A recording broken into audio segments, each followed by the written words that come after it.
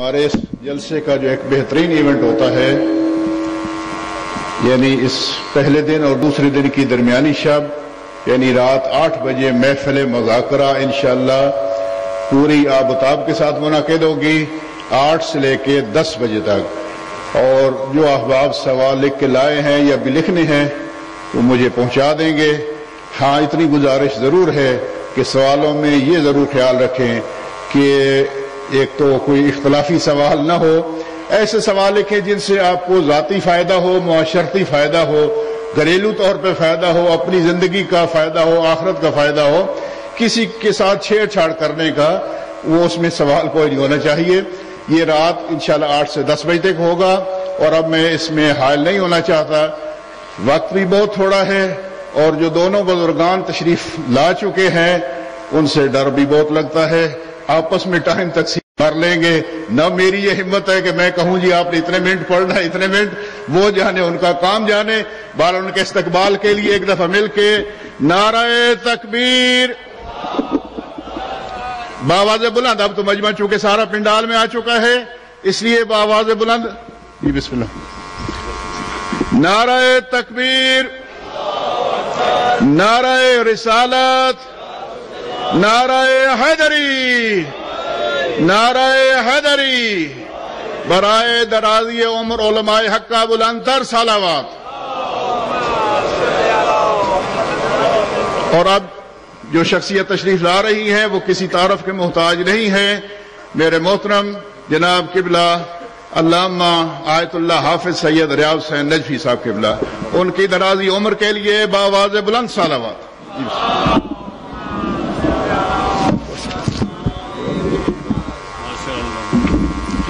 صلوات پڑھے محمد و آل محمد۔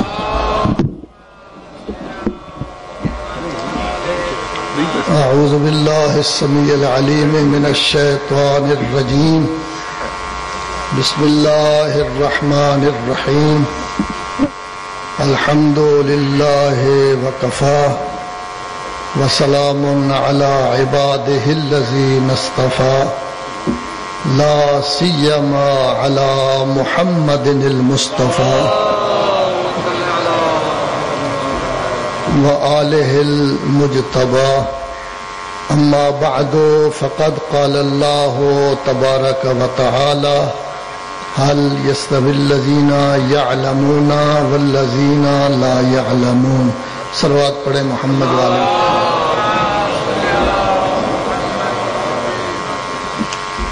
حضرت علامہ صاحب کے ساتھ ایران ایک اجتماع میں جانا ہوا جس میں مسلمانوں کی مشکلات اور ان کا حل، مشکلات کیا ہیں اور ان کا حل کیا ہے، توجہ فرما رہے ہیں۔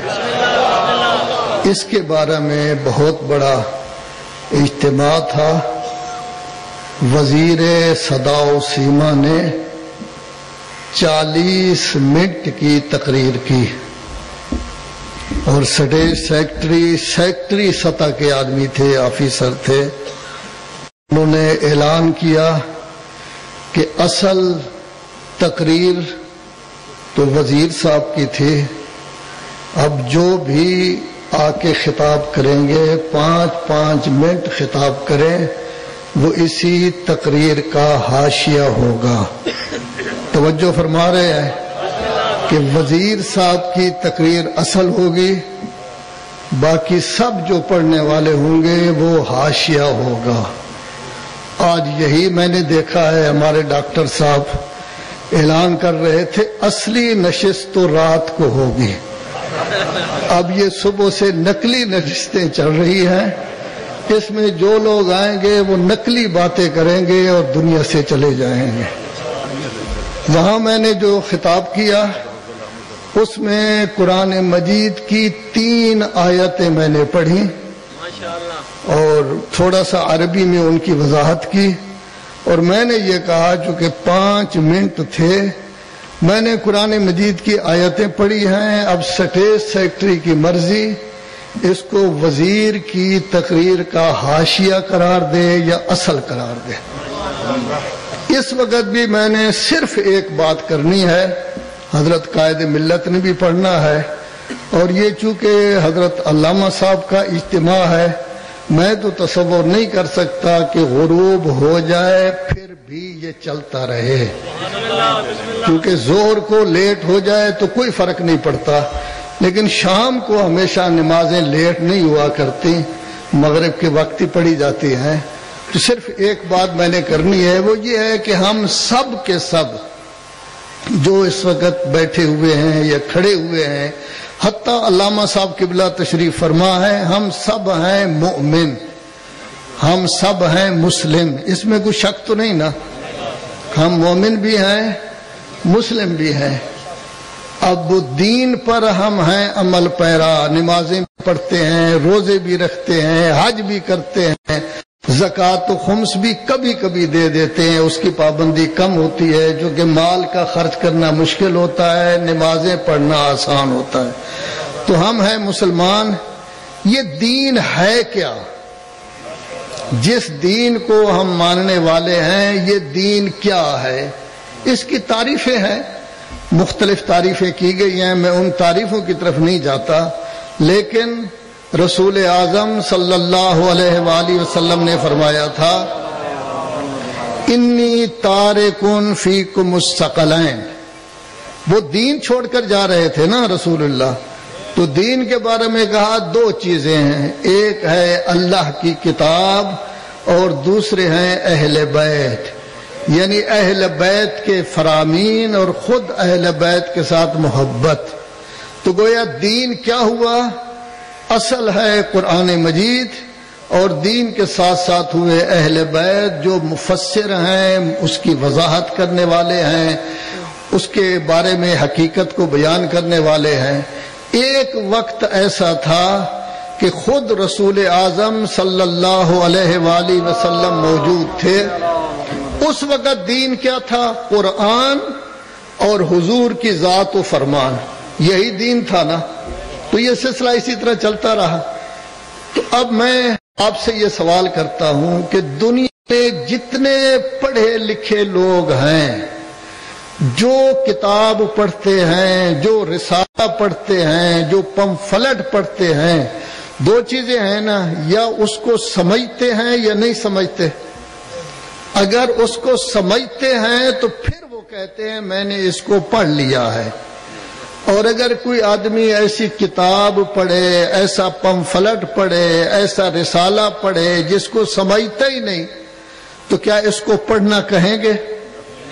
ہاں نہ ہی کر دیں، کچھ تو بولیں، آخر آپ پڑھے لکھے لوگ ہیں۔ اب ہم دیکھیں اپنی، ہم ہیں مسلمان، ہم نمازیں بھی پڑھتے ہیں، کیا جو نماز ہم پڑھتے ہیں ہم سمجھتے ہیں کہ اس نماز میں کیا کہہ رہے ہیں؟ ناراض تو نہیں ہو رہے آپ لوگ؟ سورہ فاتحہ پڑھتے ہیں، دوسری سورت پڑھتے ہیں، رکوع میں تسبیح پڑھتے ہیں، تسبیح دعائے قنوت پڑھتے ہیں، تشہد، کیا ہم سمجھتے ہیں کہ ہم نماز میں کیا کہہ رہے ہیں؟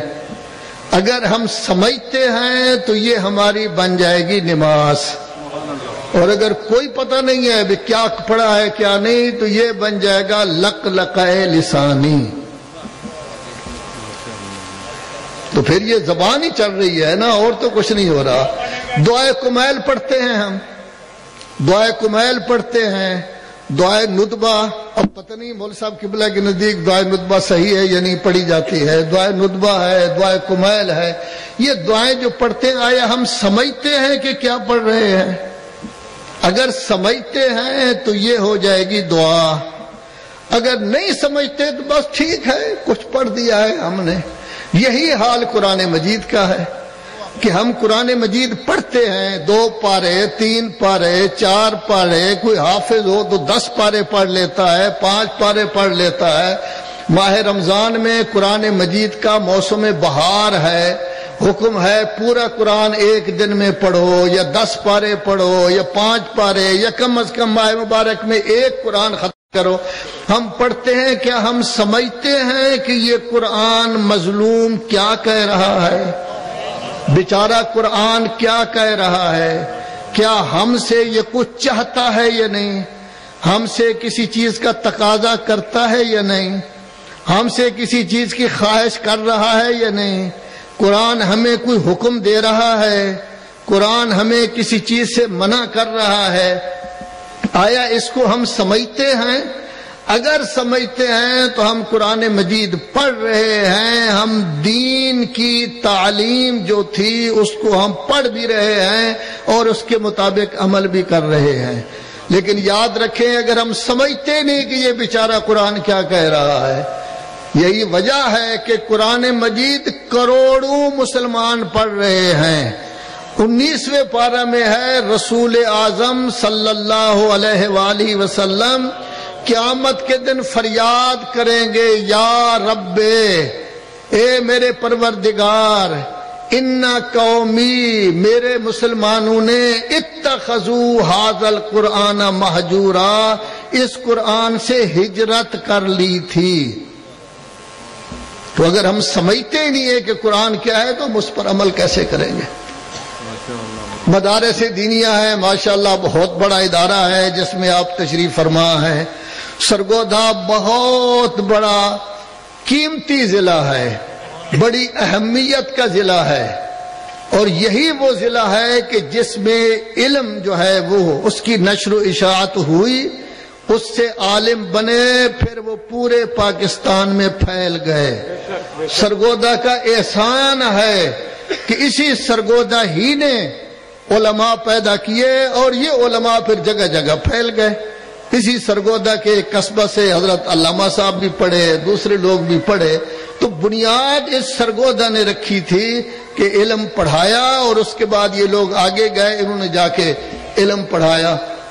تو اتنا بڑا آپ کا ضلع، میں آپ سے پوچھتا ہوں، بہت ساری مساجد ہوں گی، مدارس بھی ماشاءاللہ ہیں، کیا ان مساجد میں، ان مدارس میں صبح کی نماز کے بعد قرآن مجید کا ترجمہ اور تفسیر بیان کی جاتی ہے یا نہیں؟ اب آپ خاموش ہو گئے، رہنے والے تو زیادہ تر باہر کے لوگ بھی ہیں، لیکن زیادہ تر سرگودے والے ہیں۔ جس ضلع میں آپ رہتے ہیں، سندھ سے آپ آئے ہیں، بلوچستان سے آئے ہیں، پشاور سے آئے ہیں، پنجاب کے کسی خطہ سے آئے ہیں، آزاد کشمیر سے آئے ہیں، سب کے بارے میں یہی کہوں گا کہ آپ کی مساجد میں، آپ کے مراکز میں صبح کی نماز کے بعد درس قرآن یعنی ترجمہ اور تفسیر بیان کی جاتی ہے یا نہیں؟ اور میں سمجھتا ہوں پورے پاکستان میں اگر آپ شمار کریں تو انگلیاں بڑھ جائیں گی، جگہ کم ہو جائے گی جہاں یہ بیان کیا جاتا ہے۔ تو جب یہ نہیں ہو رہا پھر ہم کیا کر رہے ہیں؟ ہم کیسے مسلمان ہیں؟ ہم کیسے مومن بن گئے کہ جو کتاب ہماری آئین ہے، دستور ہے، قانون ہے، کیا کبھی ایسا ہوتا ہے کوئی وکیل بن جائے اور اپنی وکالت کو، قانون کو سمجھتا ہی نہ ہو؟ ہم مسلمان ہو کر سمجھتے نہیں یہ بیچارہ قرآن کیا کہہ رہا ہے، اور اس کے بعد ہم کہتے ہیں ہم پکے مومن ہیں۔ بے شک علامہ صاحب کی کتابیں آپ پڑھیں، لیکن علامہ صاحب کی کتابیں کبھی قرآن مجید کا مقابلہ تو نہیں کر سکتی۔ اگر قرآن مجید کو ہم نے چھوڑ دیا ہے، متروک کر دیا ہے، اس کا ترجمہ تک نہیں دیکھتے، تفسیر تک نہیں دیکھتے، سمجھنے کی کوشش نہیں کرتے، یاد رکھیں ہمارا یہ اسلام اسی طرح ہوگا کہ ہم کلمہ پڑھیں اور کلمہ کے معنی کو ہی نہ جانتے ہوں کہ یہ ہے کیا، تو پھر وہ کس طرح کا اسلام ہوگا؟ اور یہ چیز ایسی ہے کہ یہ پوری دنیا میں حاوی ہے۔ ایران نے ابھی کام شروع کیا ہے، وگرنہ ایران میں بھی پہلے کام نہیں تھا۔ یہ پوری دنیا میں ہے کہ مسلمان قرآن مجید بھی پڑھتے ہیں، سب کچھ کرتے ہیں، لیکن سمجھتے نہیں کہ قرآن مجید ہے کیا، کہتا کیا ہے۔ میں آپ کا ٹائم زیادہ نہیں لیتا، میں آپ سے صرف یہی گزارش کروں گا کہ آپ اس دنیا میں رہ رہے ہیں مولا کائنات کے ماننے والے، اہل بیت کے ماننے والے، بڑی عظیم شخصیتیں ہیں، آپ بڑے نیک لوگ ہیں، مقدس ہیں، نمازی ہیں، تہجد گزار ہیں۔ یاد رکھیں اگر ان کو آپ مفید بنانا چاہتے ہیں تو 24 گھنٹے کے کتنے منٹ ہوتے ہیں؟ آپ لوگ تو بولتے ہی نہیں. میں تو یہ نہیں کہہ رہا میرے لیے نعرے لگاؤ یا درود پڑھو, یہ تو نہیں کہہ رہا. نعرہ تکبیر, اللہ اکبر, نعرہ رسالت, یا رسول اللہ, نعرہ حیدری. یہی میری آخری بات ہے. اس کے بعد حضرت قائد صاحب تشریف لے آئیں گے, خطاب کریں گے, غروب بھی ہونے والا ہے. میری طرف سے کوئی لیٹ نہیں ہوگا. تو میں آپ سے یہ پوچھتا ہوں کہ 14 گھنٹے کے کتنے منٹ ہوتے ہیں؟ 1440. کتنے منٹ ہوتے ہیں؟ 1440. یہ بیچاری ہم جو نماز پڑھتے ہیں 17 منٹ لگتے ہوں گے, 20 منٹ لگتے ہوں گے. 1440. ان 1440 میں سے اگر آپ 15 منٹ مخصوص کر لیں, صرف 15 منٹ, چلو میں 15 منٹ بھی نہیں کہتا, اس واسطے کہ آپ ہیں پکے مومن اور آپ کے نزدیک عدد صرف 3 ہے, یا 5 کا عدد متبرک ہے, یا 12 کا عدد متبرک ہے, یا 14 کا عدد. 72 کا لمبا ہو جاتا ہے, اس طرف آپ نہیں جاتے. تو یہی عدد ہے نا, 5 12 14. اگر اللہ کو ساتھ ملا لیں تو 15 ہو جائیں گے, وگرنہ 14 تو ہیں. 14 منٹ اگر آپ دے دیں, 14 منٹ میں کیا کریں؟ کیا آپ کے پاس 14 منٹ نکل سکتے ہیں؟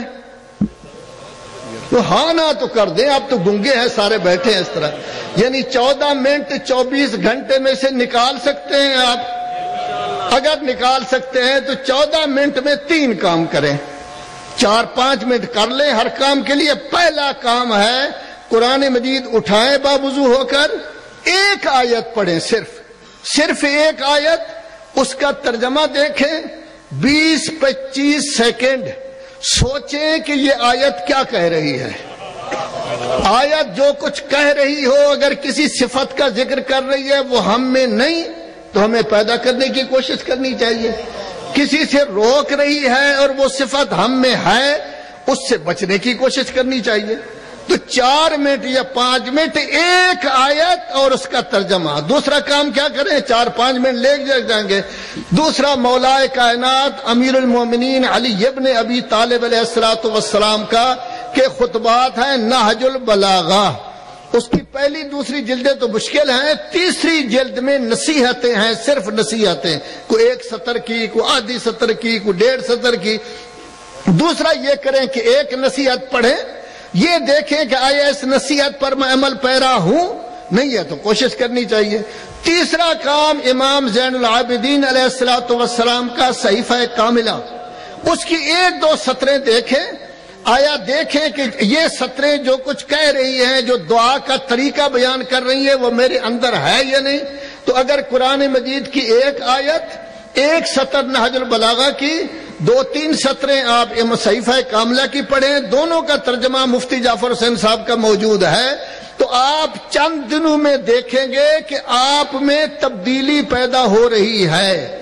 آپ پہلے کی بنسبت تبدیل ہو گئے. اور اگر اسی چیز کو ایک دفعہ بچوں کے سامنے, بیوی کے سامنے, بھائیوں کے سامنے جو گھر میں رہتے ہیں بیان کر دیں تو تبدیلی شروع ہو جائے گی. اگر ہم ترجمہ کی طرف توجہ کریں, معاشرہ بھی ٹھیک ہو جائے گا, تبدیلی بھی ٹھیک ہو جائے گی, پکی باتیں ہمارے سامنے آ جائیں گی. اور یاد رکھیں, اگر ہم نے یہ کام نہ کیا تو ہمارا دین صرف زبان کا چلنا ہوگا, لک لکائے لسانی ہوگا. حقیقت میں ہم دیندار نہیں. دیندار بننا چاہتے ہیں تو پھر یہ کام کرنا پڑے گا.